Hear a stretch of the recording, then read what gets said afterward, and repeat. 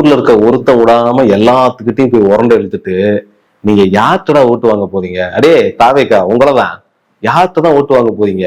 ஏதோ அந்த வண்டி அப்படி இப்படி தள்ளாடிக்கிட்டே போயிட்டு இருக்கு, இதை தூக்கி நிறுத்துவாங்கன்னு பார்த்தா தமிழக வெற்றி கழகத்தின் முக்கிய நிர்வாகி ஆதவ் அர்ஜுனா இந்த ஆழம் தெரியாம கால உறதுங்க மாதிரி பொது மேடையில கபான் என்ன பண்ணிட்டாருன்னா சூப்பர் ஸ்டார் ரஜினிகாந்த் பத்தி ஒரு கருத்தை சொல்றாரு. அந்த கருத்துங்கிறது ஒண்ணும் இல்ல, சூப்பர் ஸ்டார் ரஜினிகாந்த் கூட அரசியலுக்கு வரலான்னு பார்த்தாரு, ஆனா திமுகக்கு பயந்து அவர் கட்சி தொடங்கிறதே நிறுத்திட்டாரு.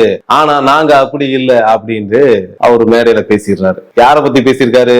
சூப்பர் ஸ்டார் ரஜினிகாந்த் பத்தி. இப்ப ரஜினிகாந்த் பதில் தரணும்ல, ஒரு 2 நாள் தாண்டிடுச்சு. இந்த 2 நாள்ல சூப்பர் ஸ்டார் ரஜினிகாந்துக்கு ஆதரவாக தமிழ்நாட்டின் எதிர்கட்சி தலைவர் எடப்பாடி பழனிசாமி, பாஜகவுடைய தலைவர் நயினா நாகேந்திரன், அண்ணாமலை, பத்திரிகையாளர் நக்கீரன் கோபால், தமிழ்நாடு சட்டத்துறை அமைச்சர் ரகுபதி, இயக்குனர் அமீர், இப்படி பல்வேறு தரப்புல இருந்து ஆதவ் அர்ஜுனாவை கண்டிச்சு அறிக்கை வந்துருச்சு. நீங்க யாருன்னு தெரியாம பேசுறீங்க, அவர் தமிழ்நாட்டை உச்ச நடிகர், தமிழ்நாட்டை மதிப்புமிக்க மனிதர், அவரை போய் இப்படி பேசிட்டீங்கன்ட்டு எல்லாரும் ஆதவ் அர்ஜுனாவை கண்டிச்சு பேசுறாங்க. ஆனா ஆதவ் அர்ஜுனா இருக்கிற கட்சியோட தலைவர்னு ஒருத்தர் இருக்காருல, நடிகர் விஜய், அவர் இதுவரைக்கும் ஆதவ் அர்ஜுனா ஏன் இப்படி ரஜினியை தாக்கி பேசினான்னு கேள்வி எழுப்பாம அதை மறுத்து பேசாம வழக்கம் போல பொந்துல அடைகிற எலி மாதிரி அவர் இருக்கிறாரு. அவர்கிட்ட இருந்து எந்த கருத்தும் வரல. இந்த சூழல் தான்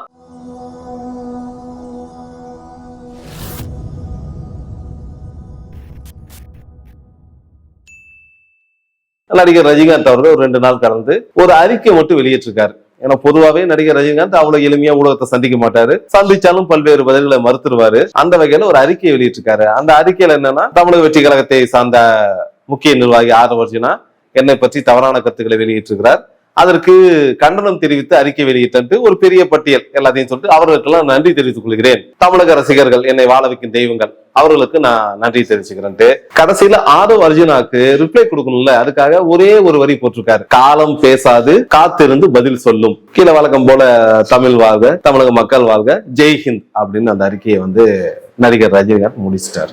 இதுதான் ஒட்டுமொத்த ஆக்ஷன் அண்ட் ரியாக்ஷன். இதுக்கு இடைப்பட்ட நேரத்துல தமிழக வெற்றி கழகத்துல ஒரு முக்கிய நிர்வாகி ஆதவ் அர்ஜுனா மேடையில வச்சுக்கிட்டே ஒரு பொதுக்கூட்டத்திலே சொல்றாரு, ஆதவ் அர்ஜுனா உங்களுக்கு தான் நான் சொல்றேன், இங்க கவனிங்க, அவர் வேற எங்க பேசிட்டு இருக்காரு, இங்க என்ன கவனிங்க, நான் என்ன சொல்றேன் பாருங்க, நீங்க நடிகர் ரஜினிகாந்த் பத்தி பேசுறது தவறு, அவர் எங்க தலைவர், நானும் அவரால் தான் நீங்க மனுஷனா மாதிரி இருக்கேன், ஆனால் நீங்க அவரை பத்தி பேசுறதுக்கு மன்னிப்பு கேட்டாகணும்னு மேடையிலேயே பகிரமா அறிவிக்கிறாரு. உடனே ஆதவ் அர்ஜுனா வேகமா எந்திரிச்சு மன்னிப்பு கேட்டுறாரு. இவ்வளவுதான். என்ன மன்னிப்பு கேட்கிறாருன்னா, நடிகர் ரஜினிகாந்த் பத்தி நான் சொன்னது தவறா புரியப்பட்டிருக்கு, இது பல பேர் மனசை புண்படுத்திருக்கு, அதனால நான் மன்னிப்பு கேட்கிறேன் அப்படின்னு ஒரு வார்த்தையில சிம்பிளா முடிச்சிட்டாரு மேடையில. இதோட இந்த சம்பவம் முடிஞ்சது. ஆனா நமக்கு என்ன கேள்வினா, நடிகர் விஜய் திரையுலகில நுழையும் போதே நடிகர் ரஜினிகாந்த் உச்ச நடிகர். 2வது நடிகர் விஜய்க்காவது அவங்க அப்பா ஒரு சினிமா இயக்குநராக இருந்தார், அவருடைய ஒத்துழைப்பு கூடவே புரட்சி கலைஞர் கேப்டன் விஜயகாந்த் அவருடைய ஆதரவுல ஒத்துழைப்புல முதல் படம் அவரோட சேர்ந்து வெளியே வருது. இது ஒரு பெரிய பேக்கப் தான். அந்த வகையில விஜய் அவங்க அப்பாவுடைய உந்துதல்ல சினிமா பேக்கப்போட இந்த திரையுலகில் நுழைகிறாரு. அதன் பிறகு சற்று சரிவு, பின்னாடி அவருடைய சொந்த உழைப்பு முயற்சி எல்லாம் இருக்கு, நம்ம மறுக்கல. ஆனா நடிகர் ரஜினிகாந்துக்கு இந்த மாதிரி எந்த பின்புலமும் கிடையாது. அவர் கிட்டத்தட்ட ஒரு வறுமையில இருந்த குடும்பம், அங்கிருந்து வேலை தேடி அலைஞ்சு கண்டக்டரா வேலை பார்த்து அதுல ஒரு நண்பர் கொடுத்த காசை எடுத்துக்கிட்டு சென்னை எல்லாத்தையும் கஷ்டப்பட்டு அது டைரக்டர் பாலச்சந்தர்கிட்ட போய் பல நாள் காத்திருந்து அந்த வாய்ப்பை வாங்கி படிப்படியா முன்னேறி இந்த உச்ச நட்சத்திரங்கிற இடத்த வந்திருக்காரு. இன்னும் இதுல கவனிக்க வேண்டிய விஷயம் என்னன்னா, நடிகர் ரஜினிகாந்த் பந்தா காட்டிட்டாரு, அவர் எல்லாத்தையும் கேவலப்படுத்தி பேசிட்டாரு, அப்படி எங்கேயுமே கேள்விப்படுத்தல. எல்லோரிடமும் தன்மையாக நடக்கின்ற மனிதர். அவருடைய கொள்கை கோட்பாடுல நமக்கு முரண் இருக்கலாம், அவர் ஆன்மீகவாதி, எப்பயும் சுற்றுலா போராளி தான், முரண் இருக்கலாம் சில முரண். ஆனா அடிப்படையில் நடிகர் ரஜினிகாந்த் அவர்கள் எல்லோரையும் மதிக்கக்கூடியவர், பண்பாளர். இன்னமும் ஷூட்டிங் ஸ்பாட்டுக்கு வந்தா யார் சீனியர் ஜூனியர் இருந்தாலும் யாரையும் யோசிக்காம எல்லாத்துக்கும் வணக்கம் தெரிவிக்கிறது, இயல்பா பேச, இதெல்லாம் அவருடைய குணாம்சமாக திரையுலகில் பாராட்டி பேசுறாங்க. அப்படிப்பட்ட நடிகர் ரஜினிகாந்த் அவர்களை பொதுவாக இந்த அரசியல் துறையில் இருக்கவங்களும் ஏத்து பேச கொஞ்சம் யோசிப்பாங்க. ஏன்னா அந்த மனிதருக்கு ஒரு நல்ல பேர் இருக்குது. அவரை ஏத்து பேசி அவருடைய ரசிகர்கள் பட்டாலும் இன்னமும் நீடிச்சிட்டு இருக்குல்ல, அவருடைய ஓட்டுக்களை நாம் பகைத்து கொள்ள வேண்டாம், இந்த நிலைப்பாடுல நல்லா இருப்பாங்க. ஏன்னா நடிகர் ரஜினி அரசியலுக்கு வரணுட்டு 90-92 காலகட்டங்கள் குரல் எழுப்பிக்கிட்டே இருக்கு. அதுல உச்சகட்டமாக 1996 சட்டமன்ற தேர்தல், அப்போது ஆளும் கட்சியாக அதிமுக, அம்மையார் ஜெயலலிதா முதல்வராக இருக்காங்க. அந்த காலகட்டத்துல கோவையில குண்டு வெடிப்பு, கலவரம் இதெல்லாம் நடந்து முடிக்குது. தமிழ்நாட்டுல நடக்கிற இந்த சம்பவத்தை மனசுல வச்சுக்கிட்டு நடிகர் ரஜினிகாந்த் பொதுவா ஒரு கருத்தை சொல்றாரு. தமிழ்நாடு என்ன இப்படி மோசமா மாறிட்டு இருக்குது, இந்த நிலை மாறணும் அப்படின்னு. அந்த மேடையில தமிழ்நாடு அரசின் அமைச்சரா இருந்த வீரப்பன் அங்க இருக்காரு. ஏன்னா அவர் அந்த படத்தோட ப்ரொடியூசர், பாட்ஷா படம் ப்ரொடியூசரா அவர் உட்கார்ந்து இருந்தப்பதான் ரஜினி இந்த கருத்தை வைக்கிறாரு. இந்த கருத்துக்காக ரஜினியை ஜெயலலிதா ஒன்னும் செய்யல. அதற்கு மாறாக அமைச்சர் வீரப்பனுடைய அமைச்சர் பதவி பிடுங்கப்படுது. இதுதான் நடந்த வரலாறு. அதன் பிறகு ரஜினி கொஞ்சம் வெளியே வந்து வீரப்பனுக்கு ஆதரவு தெரிவிக்கிறாரு. அதன் பிறகு அன்றைக்கு இருந்து திமுக கூட்டணி ஆதரிச்சு அவர் சில அறிக்கை வெளியிடுறாரு. என்ன அறிக்கை வெளியிடுறாருன்னா, இதற்கு மேல் இந்த அம்மையா தமிழ்நாட்டை ஆண்டால் தமிழ்நாடு தாங்காது, அதனால கண்டிப்பாக ஒரு ஆட்சி மாற்றம் வேணுங்கிற ஒரு சிம்பிள் அறிக்கை வெளியிடுறாரு. அதை தொடர்ந்து அந்த தேர்தலில் ரஜினியின் குரலும் கூடுதலாக ஒழித்த காரணத்தால் திமுக அமோக வெற்றியை பெற்று ஆட்சியை பிடித்தது. அதற்கு பின் நடந்த பல்வேறு அரசு சார்பு விழாக்களில் நடிகர் ரஜினிகாந்தை சிறப்பு விருந்தினராக அன்றைய முதல்வர் கருணாநிதி அழைத்து அருகே அமர்த்தி கொண்டு பல்வேறு நிகழ்ச்சி பங்கெடுத்தாங்க. இதெல்லாம் அனைவருக்கும் தெரியும். அதே போல தமிழ் மாநில காங்கிரஸ் அந்த கட்சிக்கு மிகப்பெரிய ஆதரவாக ரஜினி இருந்தார். ஜி.கே. மூப்பனார் பெரு அன்பு கொண்டிருந்தார் ரஜினி கிட்ட. அதே போல ரஜினி அவர்களும் அவர் மீது அன்பு கொண்டிருந்தார். இதெல்லாம் பழைய வரலாறு. அதன் பிறகு 2001 தேர்தல் இதே போல சில பிரச்சாரம் இப்படி தொடர்ந்துட்டு இருந்தப்ப, ஏன் நீங்க இப்படியே பண்ணிட்டு இருக்கீங்க, நேரடியாக நீங்க அரசியலுக்கு வாருங்கள்னு அவருடைய தொண்டர்கள் அவர் நச்சரிச்சுக்கிட்டே இருந்தாங்க. அதே போல அவருக்கு இணக்கமாக சில அரசியல் சக்திகள், நீங்க எங்க கட்சிக்கு வந்துருங்க, நீங்க எங்க கட்சிக்கு வந்துருங்கன்னு எல்லா கட்சிகளும் நடிகர் ரஜினிகாந்த் அவர்களை தங்கள் கட்சிக்கு அழைத்தார்கள். ஆனாலும் நடிகர் ரஜினிகாந்த் கட்சி தொடங்குவதை விரைவில் இருப்பேன். அவருடைய திரைப்படங்கள் டைலாக் வரும், எதிர்காலம் தமிழ்நாட்டு கையில இருக்கு, இந்த மக்களுக்காக நான் வருவேன். பாபா படம் அவருடைய சொந்த படம். அந்த படத்துல கூட நான் எல்லாத்த விட்டு போறேன்னு சொல்லிட்டு கடைசியா இல்ல மக்களுக்காக திரும்பி வருவான்னு திரும்புவாரு. அதோட அந்த படம் முடியும். ஆகவே ரஜினி அரசியலுக்கு வருவேன் அப்படின்னு கண்டிப்பா பலமுறை சொன்னாலும் இறுதியாக 2020ஆம் ஆண்டு ஆகஸ்ட் செப்டம்பர்ல ஒரு முடிவு எடுக்கிறார். நான் அரசியல் கட்சி தொடங்க போறேன், இதை பத்தி நான் ஆலோசனை கேட்கிறேன்னு அவருக்கு தெரிந்த முக்கிய அரசியல் போகலாம் கூப்பிட்டு பேசி எல்லாம் பேசி 2020 டிசம்பர்ல கட்சி அறிவிக்கிறதுக்கு ஒரு அரங்க கூட்டம் முடிச்சிடுறாரு. என்ன நினைச்சான்னு தெரியல. அவர் என்ன சொல்லிட்டாருன்னா, தற்போதைய கொரோனா சூழல், அதோட என்ன உடல்நிலை, என்னை நம்பி படத்தை எடுத்துட்டு இருக்கிற ப்ரொடியூசர் பாதிக்கப்படக்கூடாதுங்கிறதுனால நான் தற்போது அரசியல் இறங்க தயாராக இல்லை. ஆகவே தமிழக மக்களுக்கு நான் எப்போதும் உங்கள் சூப்பர் ஸ்டாராக இருப்பேன் அப்படின்னு நிறுத்திக்கிட்டாரு. அதன் பிறகு அரசியல் குறித்து அவர் எந்த கருத்தும் பெருசா பேச கிடையாது. இதுதான் ரஜினிகாந்துடைய அரசியல் வரலாறு அப்படின்னு வச்சுக்கலாம். ஆனா தமிழக வெற்றி கழகம் கடந்த ஒரு 2 ஆண்டு காலமாக விஜய் அவர்கள் தலைமையில அரசியல் அப்படிங்கிற ஓட்டத்தை எடுத்துட்டு இருக்காங்க. இந்த ஓட்டத்துல என்ன சிக்கல்னா, நடிகர் விஜய் அவர்கள் திரையுலகில் இருந்து வந்தவர், எல்லாத்துக்கும் தெரியும். அந்த திரை கவர்ச்சியை தான் அரசியலா சக்தியா மாத்திட்டு இருக்காங்க. இது எல்லாத்துக்கும் தெரிஞ்சுமா. ஆனா அந்த கட்சி நிர்வாகிகள் ஒருத்தர் மாத்தி ஒருத்தர் தொடர்ச்சியா திரைத்துறை உச்ச பிரபலங்களை சீண்டுவதைய வேலையா வச்சிருக்காங்க. அதுல பாத்தீங்கன்னா இந்திய அரசாங்கத்தின் உயரதியாக இருந்த அருண்ராஜ் IRS அவர் நிகழ்ச்சியில கேள்வி கேட்கிறாங்க. அந்த பேட்டியில என்ன சொல்றாருன்னா, என்ன நினைச்சீங்க எங்க தலைவர் விஜய் பத்தி, அவர் என்ன மத்த நடிகர் மாதிரி கார் ரேஸ் போறோம்னு நினைச்சீங்களா அப்படின்னு இளைமறை காயா அஜித்தை அம்பலப்படுத்தி கடுமையா விமர்சனம் பண்ணாரு. உடனே அதுக்கு எதிர்படியாக அஜித் ரசிகர்கள், இனி எங்க ஓட்டு ஒண்ணு கூட உங்களுக்கு உருவாது, தலையை பகைச்சுக்கிட்டா நடக்கிறதே வேற அப்படின்ட்டு மிரட்டல் எடுத்தாங்க. அப்போது அந்த சம்பவம் ஒரு 2-3 நாள் ஆறி போனதாக மாறியது. அதே போல அந்த கட்சியின் இன்னொரு நிர்வாகி வேற ஒரு கூட்டத்தை என்ன சொல்லிட்டாருன்னா, நாங்க என்ன மார்க்கெட் போன பிறகு அரசியலுக்கு வந்தவர்கள் நினைச்சீங்களா அப்படின்னு நடிகர் கமலஹாசன் அவர்களை குத்தி காட்டி ஒரு வார்த்தைகள் பேசுறாரு.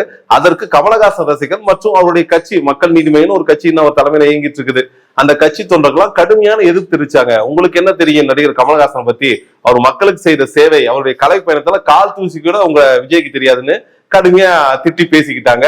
அதை தொடர்ந்து அந்த கட்சியில இருக்க சி.டி. நிர்மல்குமார் அவர் ஒரு மேடை பேச்சுல என்ன சொல்றாருன்னா, மத்த நடிகர்கள் மாதிரி அறக்கட்டளை வச்சுக்கிட்டு மக்களுக்கு சேவை செய்யலாங்கன்னு நாங்க இல்ல, நாங்க நேரடியா அரசியலுக்கு வரவங்கன்ட்டு நடிகர் சூர்யாவையும் அவருடைய அகரம் அறக்கட்டளையும் கடுமையா தாக்கி பேசுறாரு. அப்பொழுது சூர்யா ரசிகர்கள் இப்படி தொடர்ச்சியாக அவர்கள் கமலஹாசன் ரசிகர்கள், அப்புறம் அஜித் ரசிகர்கள், சூர்யா ரசிகர்கள் எல்லா ரசிகர்களையும் சண்டை போட்டு முடிச்சுட்டு கடைசியா ஆதவர்ஜன் என்ன பண்ணிட்டாருன்னா, என்னடா இங்க திரிக்கிட்டு வாங்கடா நம்ம சூப்பர் ஸ்டாரையை திட்டு வந்துட்டு வெளிப்படையாகவே நடிகர் ரஜினிகாந்த் அவர்கள் திமுகவுக்கு பயந்துகிட்டு அரசியலுக்கு வரலன்னு ஒரு கருத்தை விதைச்சாரு. அதுக்குதான் இவ்வளவு ரியாக்ஷன் எல்லாரும் கொடுத்தாங்க. கடைசியா வழக்கமாவே ரஜினிகாந்த் அவ்வளவு எளிமையா பேச மறுப்பவர். அந்த வகையில இந்த முறையும் வெறும் ஒரு அறிக்கை, அந்த அறிக்கையில முத்தாய்ப்பா அந்த ஒரு வரி, காலம் பேசாது காத்திருந்து பதில் சொல்லும் அப்படிங்கிற ஒரு வரியோட முடிச்சிட்டாரு. அதுக்கு என்ன அர்த்தம்னு நம்ம அவர்கிட்ட தான் கேட்கணும். எப்படி கமலஹாசன் பேசுறதுக்குலாம் அர்த்தம் அவரே சொல்லுவாரோ, அதே போல ரஜினிகாந்த் தான் இது என்ன அர்த்தம் கேட்கணும். அந்த அர்த்தம் என்ன, தமிழக வெற்றி கழகம் தோத்து போகும்னு சொல்றாரா, இல்ல நான் அதை தோக்கடிப்பேன்னு சொல்றாரா, இல்ல உங்க பேச்சுக்கான வினையை நீங்க அறுப்பீங்கன்னு சொல்றாரான்னு என்னன்னு தெரியல. ஆனா ஆக மொத்தம் தமிழக வெற்றி கழகத்துக்கு எதிர்ப்பான வாசகம் அதுங்கிறது உறுதியாகுது. இது மட்டும் இல்ல, ஆதவ அர்ஜுனா தொடக்க காலத்துல இருந்தே பல பேர் கேட்டாங்க, இந்த ஆள் எதுக்கு தமிழக வெற்றி கழகம் வந்தான், அந்த கட்சியை வளர்க்க வந்தானா அந்த கவுக்க வந்தாங்கிற கேள்வி இப்ப அந்த கட்சியோட முக்கிய தொண்டர்களே கேட்க ஆரம்பிச்சிருக்காங்க. என்ன பிரச்சனைனா, ஆதவ அர்ஜுனுடைய இந்த அரசியல் பயணம் அப்படிங்கிறது அவரு தொடக்க காலத்துல லாட்சி அதிபர் மார்ட்டினுடைய மருமகன், இதுதான் அவருடைய ஐகானிக். அங்க இருந்தா அவர் வராரு.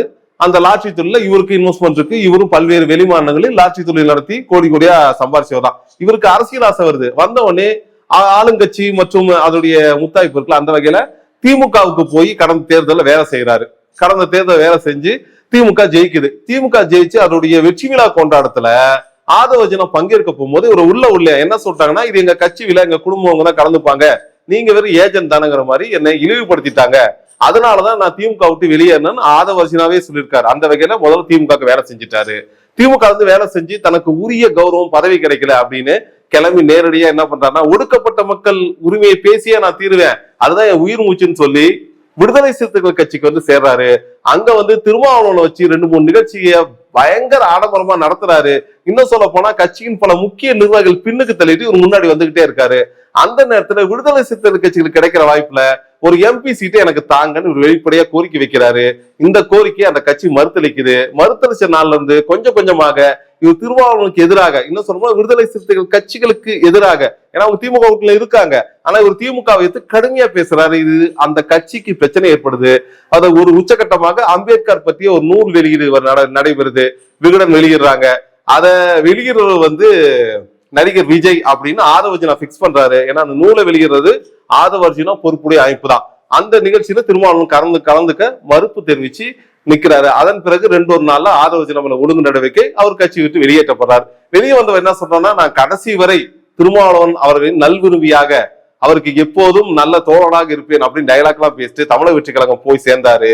சேர்ந்ததுல இருந்து எப்பெல்லாம் வாய்ப்பு கிடைக்குதோ அப்போதெல்லாம் திருமாவளவனை தாக்கி பேசுறதுதான் ஆதவ அர்ஜுனோட வேலையா இருக்குது.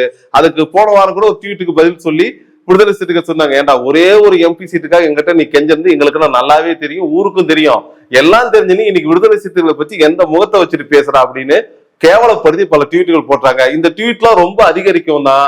அந்த வேகத்துல இது மூடி மறைக்கிறதுக்காக, மறைமாற்றம் செய்யறதுக்காக யாரா இருக்கான்னு பார்த்து நடிகர் ரஜினிகாந்தை ஒரு குறை பேசிட்டாங்கிறாங்க. ஆக மொத்தம் தமிழக வெற்றி கழகத்தின் பயணத்தில் நீங்க பாத்தீங்கன்னா தொடர்ச்சியாக உச்சகட்ட நடிகர்கள் எல்லாத்தையும் விமர்சனம் பண்ணி தான் பேசிட்டே இருக்காங்க. விஜய் மட்டும் தான் ஒரே ஒரு ஆளுமே, வேற யாரும் எங்களுக்கு நிகர் இல்லைங்கிறத மேல இருந்து கீழே வரைக்கும் இதையே பேசிட்டு இருக்காங்க. இதுல நமக்கு முத்தாய்ப்பான கேள்வி என்னன்னா, தமிழக வெற்றி கழகத்தின் தலைவர் விஜய் தானே இருக்காரு. தொடர்ச்சியாக இந்த மாதிரி திரை நடிகர்களை விமர்சித்து அந்த கட்சியினர் பேசி வருகின்றார்களே, இதெல்லாம் விஜய்க்கு தெரியுமா தெரியாதா? அவர் காதல விழுமா விழாதா? அப்படி விழுந்திருந்தா ஏன் அவர் இதுக்கெல்லாம் மறுப்பு தெரிவிக்கல? அப்படி விழுகாம போயிருந்தா கண்டிப்பாக அவருக்கு பத்திரிகை வாசிப்போ செய்திகள் பார்க்கிற பழக்கமோ இல்லை என்பதுதான் ஊர்ஜிதமாகுது.